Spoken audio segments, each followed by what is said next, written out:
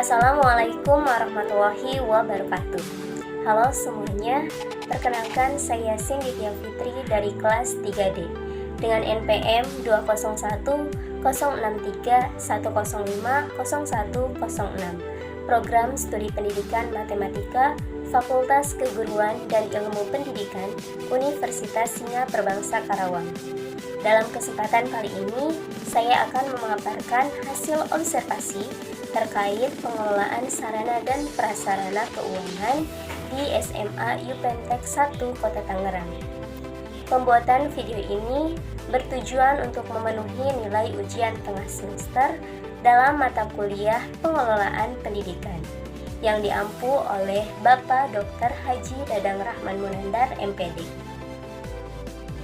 Baik, sebelum kita mengetahui terkait pengelolaan sarana dan prasarana keuangan di SMA Yupentek 1 Tangerang, terlebih dahulu kita harus mengetahui apa yang dimaksud dengan pengelolaan sarana dan prasarana keuangan pendidikan.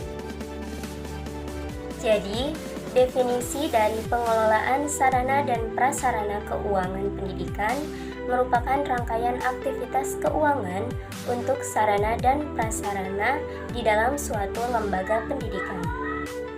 Tujuan dari pengelolaan sarana dan prasarana keuangan yang pertama, meningkatkan sarana dan prasarana di dalam suatu lembaga pendidikan yang belum terpenuhi. Yang kedua, meningkatkan akuntabilitas. Yang ketiga, meningkatkan efektivitas dan efisiensi. Dan yang ketiga, meminimalisasi penyalahgunaan penggunaan keuangan di dalam suatu lembaga pendidikan. Nah, itu dia sekilas terkait pengelolaan sarana dan prasarana keuangan pendidikan. Lalu, bagaimana konsep dan kebijakan serta implementasi proses penggunaan pengelolaan sarana dan prasarana keuangan di SMA Yupentek 1 Tangerang. Untuk lebih jelasnya, tonton terus videonya. Jadi, dalam proses pengelolaan sarana dan prasarana di SMA Yupentek 1 Tangerang, hal pertama, sekolah harus tahu terlebih dahulu sumber dana yang akan digunakan itu berasal dari mana. Kemudian, menampung usulan sarana dan prasarana yang akan digunakan atau yang dibutuhkan. Kemudian yang ketiga, melakukan penyusunan RAPBSN. Nah, RAPBSN ini berlaku selama 1 tahun. Nah, setelah penyusunan RAPBSN ini, tidak semua sarana dan prasarana yang diusulkan dapat terpenuhi, melainkan ada proses seleksi lagi, di mana memprioritaskan antara sarana dan prasarana yang masih layak dan sudah tidak layak. Selanjutnya, untuk sumber dana yang digunakan oleh SMA Yupentek 1 Tangerang ini, yaitu dihasilkan dari dana bantuan operasional sekolah atau BOS yang berasal dari pemerintah. Kemudian yang kedua, sumber dana bantuan operasional daerah atau BOSDA yang berasal dari provinsi. Dan yang ketiga, yaitu berasal dari orang tua siswa, yaitu uang SPP dan bangunan.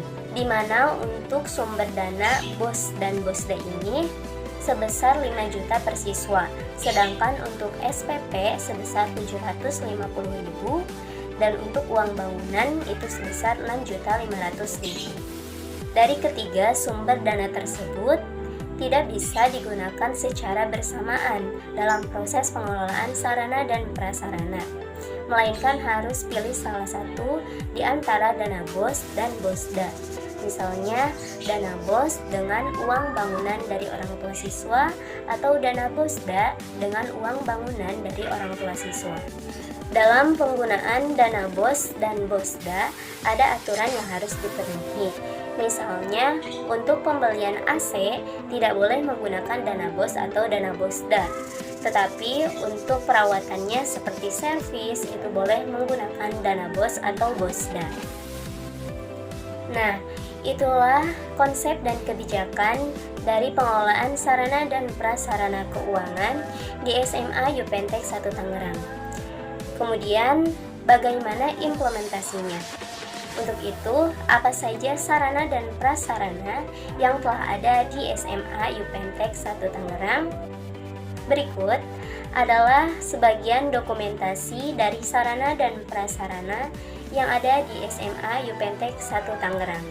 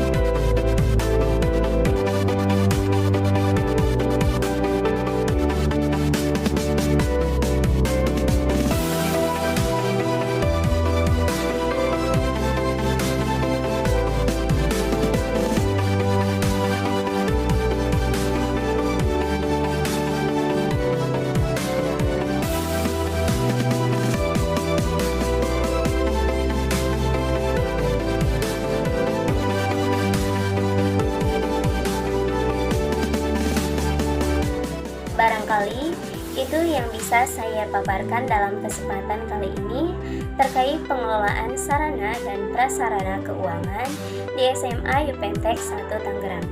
Semoga bermanfaat dan menambah ilmu serta wawasan kita terkait pengelolaan sarana dan prasarana di SMA UPentek 1 Tangerang. Tidak lupa saya ucapkan terima kasih banyak kepada SMA UPentek 1 Tangerang dan kepada Ibu Risa Pusmayani SE serta Bapak Dr. Andes Ahmad Lamada Sodik yang telah bersedia menjadi narasumber saat observasi. Dan mohon maaf atas segala kekurangan serta ketidaktepatan kata saya saat penyampaian dalam kesempatan kali ini. Sekian dan terima kasih. Wassalamualaikum warahmatullahi wabarakatuh.